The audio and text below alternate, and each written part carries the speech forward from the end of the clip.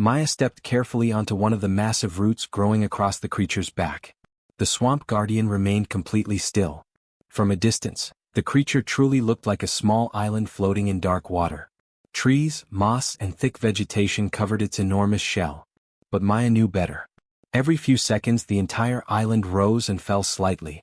Breathing. She moved slowly along the natural pathways formed by the roots. Each step was placed with extreme care.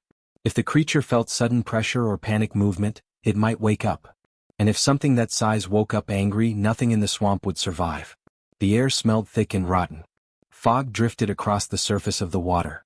Strange creatures crawled between the roots, completely ignoring Maya as she passed. She moved like part of the environment, like wind passing through tall grass. After nearly 30 minutes of slow movement, Maya reached a small clearing of crystal-like plants growing from the creature's shell. In the center of the grove, the second artifact floated quietly. Another glowing crystal. Maya crouched beside it. "Well," she whispered softly, "that wasn't so bad." She carefully removed a cloth from her pack and wrapped the artifact. The swamp guardian continued breathing slowly. It never noticed her. 2 artifacts secured. Only one remained. But the final location was the most dangerous place in the entire simulation. The Gravity Valley. Even the Galactic Council considered it unstable. Maya reached the valley by sunset. The landscape looked wrong. Massive rocks floated several meters above the ground. Loose stones drifted slowly through the air. Even the trees grew at strange angles. Gravity here did not behave normally. Maya knelt down and began preparing her rope. She tied it into a complex harness system and secured several anchors along her gear. "If gravity flips," she murmured, "I don't want to fall into the sky." She stepped carefully into the valley. At first the ground felt normal. Then suddenly her weight shifted. For a brief moment, gravity pulled sideways instead of down. Maya grabbed a nearby rock and waited. A few seconds later, the force returned to normal. "Okay," she said calmly. "That's annoying." But gravity was not the only problem. The predators here were something far worse. They did not fully exist in normal space. Maya could not see them directly. But she could see the distortions they caused. Tiny ripples in the air. Shadows bending in impossible directions. She moved slowly through the valley, watching the patterns. When a distortion appeared nearby, she froze. When it passed, she continued walking. Hours passed. The deeper she went, the stronger the gravitational shifts became. At one point, gravity flipped completely. The ground became the sky. Maya's rope harness caught her instantly, leaving her hanging sideways from a rock. She calmly waited for the force to stabilize before continuing. Her grandfather's voice echoed again in her mind. "Nature always leaves clues. You just have to pay attention." Finally, Maya reached the center of the valley. The final artifact floated inside a strange structure made of twisted metal and crystal. The geometry hurt her eyes. The shape seemed to exist in more than 3 dimensions. She approached slowly, using her peripheral vision instead of looking directly at it. "Let's not break my brain today," she muttered. Carefully, she stepped inside the structure. The gravity here twisted in multiple directions. But Maya moved slowly, adjusting her balance with every step. After several minutes, she reached the center. The third artifact floated quietly in the air. She grabbed it. For a moment, the entire valley seemed to shake. Predators moved through the distorted air around her. Gravity pulled violently in several directions. But Maya secured the artifact in her pack and began walking back. 6 exhausting hours later, she reached the extraction point. 3 artifacts. Mission complete.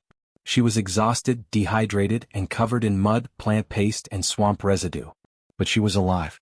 A beam of light descended from the sky. The extraction system activated. Moments later, Maya appeared inside the facility's medical bay. Doctors rushed forward. Then stopped. She looked perfectly fine. Up in the observation deck, Commander Vex 9 stared at the data screens in complete disbelief. "This simulation is unwinnable," he said quietly. "No contestant has ever survived." The door behind him opened. Maya Singh walked into the room. Still covered in jungle camouflage. Still carrying her survival gear. She casually placed the 3 artifacts on the command table. "Nice simulation," she said. The ecosystem design was impressive. Kira 7 stared at her. "How did you survive? The galaxy's greatest warriors have failed this test." Maya shrugged. "You designed the test wrong." Vex 9 blinked all 6 of his eyes. "Explain." Maya gestured toward the large screen showing footage of previous contestants. They all tried to fight the environment. Big weapons, big explosions. They treated the ecosystem like an enemy. She pointed toward another screen showing her own footage. But survival isn't about domination.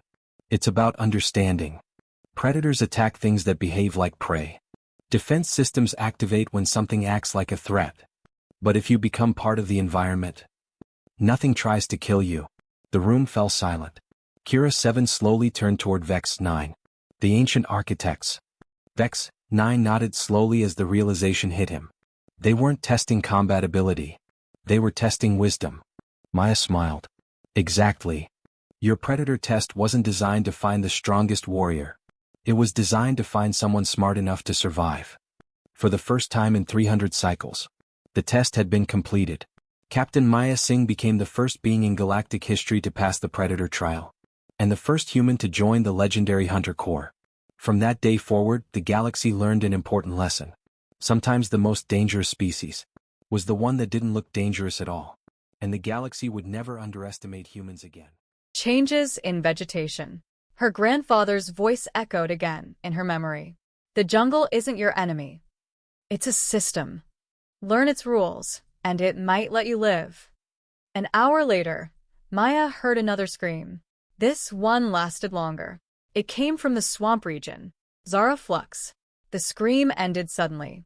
Maya sighed quietly. That makes two. She checked the small navigation device attached to her wrist. 3 artifacts were hidden across the simulation. The first one was somewhere near a massive ancient tree. She started moving toward it. After 2 hours of careful travel, the jungle began to change. The trees grew larger, stranger. The ground was covered in bones. Fresh bones. Dozens of them. Different species. Different sizes. Maya crouched beside one skeleton. Energy scorch marks covered the surface.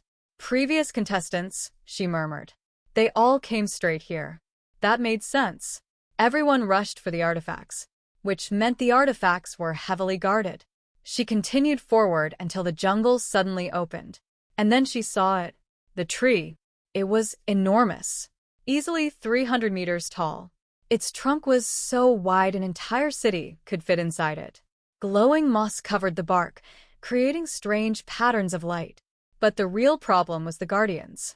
Flying predators circled high above the canopy. Massive web structures stretched between branches. And at the base of the tree stood something terrifying. A gigantic 6-legged creature. At least 15 feet tall. Its armor looked harder than starship hull plating. Energy weapons lined its back. Dozens of smaller creatures moved around it in perfect coordination. Maya slowly backed into the shadows and observed.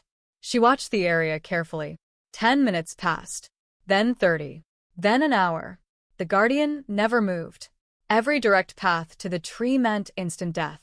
Maya leaned against a fallen log and sighed quietly. Well, she whispered. That's annoying. High above, in the observation deck, Vex 9 paced across the floor. She cannot possibly survive this encounter. Kira 7 studied the sensors. She's mixing soil with plant material. Vex 9 stopped walking. What? On the screen, Maya opened her pouch.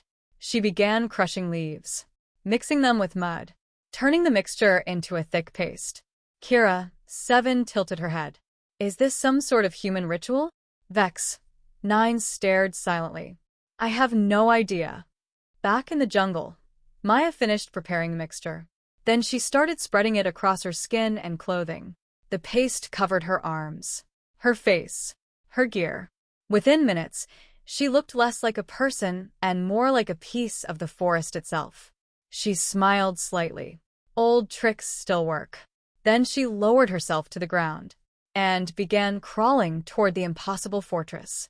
Slowly, quietly, like she had all the time in the universe.